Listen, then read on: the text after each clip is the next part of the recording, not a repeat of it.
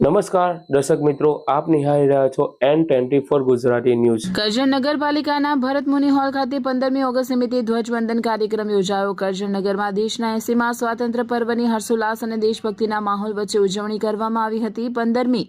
ઓગસ્ટના પાવન અવસરે કરજણ નગરપાલિકા સંચાલિત ભરત મુનિ હોલ પરિસરમાં ભવ્ય ધ્વજવંદન કાર્યક્રમનું આયોજન કરવામાં આવ્યું હતું। કાર્યક્રમ દરમિયાન કરજણ નગરપાલિકાના પ્રમુખ હોદ્દેદારો, ચીફ ઓફિસર તથા અન્ય મહાનુભાવોની ઉપસ્થિતિમાં રાષ્ટ્રધ્વજ ફરકાવી સલામી આપવામાં આવી હતી। ઉપસ્થિત નાગરિકો, નગરપાલિકાના સભ્યો, આગેવાનો તથા કર્મચારીઓએ સામૂહિક રાષ્ટ્રગાન કરી દેશના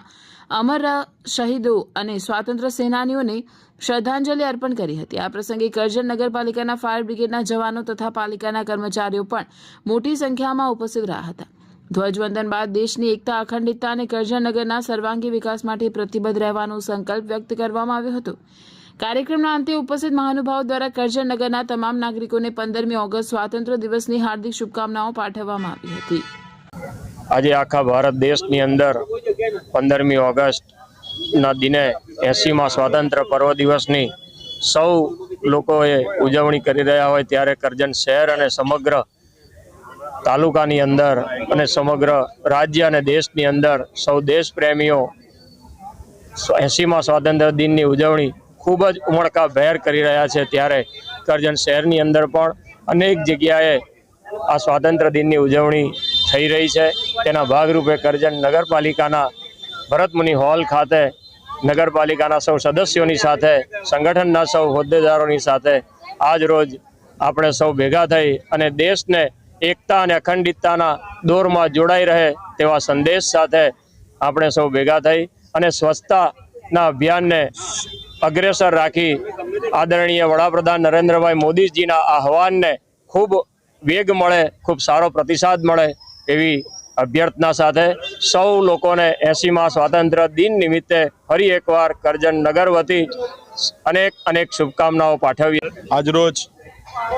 80મા સ્વતંત્ર દિવસ નિમિત્તે કરજણ નગરપાલિકા અંતર્ગત ભરત મુનિ હોલ ખાતે પ્રમુખ શ્રી ઇલાબા અટાલિયાજીના અધ્યક્ષસ્થાને રાષ્ટ્રધ્વજનું લહેરાવવાનું જે આયોજન કરવામાં આવેલું હતું, સ્વાતંત્ર્ય દિવસ 80મા નિમિત્તે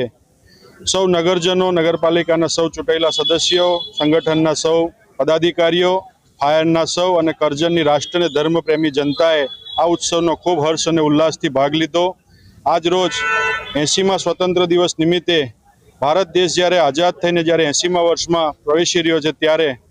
સાથે સાથે વંદે માતરમ ગાનને પણ 150 વર્ષ પૂર્ણ થયાની ઉજવણીના ભાગરૂપે ગયા 2 દિવસ પહેલાં સંસદમાં એક ખરડો પસાર થાય છે અને રાષ્ટ્રગીત જે આપણું જનગણ મન છે એની સાથે સાથે વંદે માતરમ ગાનને પણ આપણે આપણું રાષ્ટ્રગીત તરીકે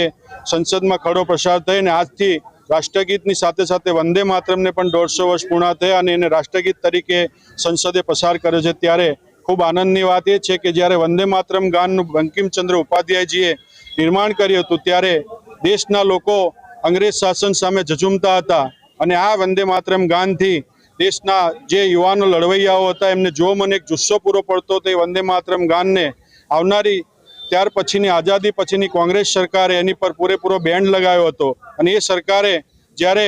વંદે માતરમ ગીત પૂરેપૂરું પણ નહોતું ગાવા દેતા અને દેશની અંદર જ્યારે પૂરેપૂરું વંદે ગામ 150 વર્ષ થયા હતા ત્યારે આજે